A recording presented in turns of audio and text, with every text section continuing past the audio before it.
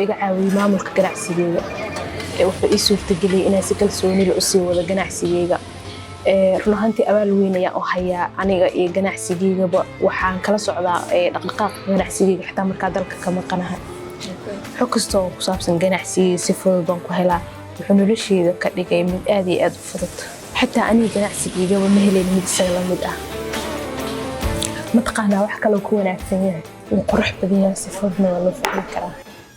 kooxda ila shaqaysana si degdeg ah bay ula qabsadeen wuxuuna ka caawiyaa shaqooyinkooda maalinlaha ah intaasoo keliya ma ahan wuxuu xoojiyay xiriirka aan la leenahay macaamiisheena wuxuu qayb weyn ka qaatay kobaca ganacsigeena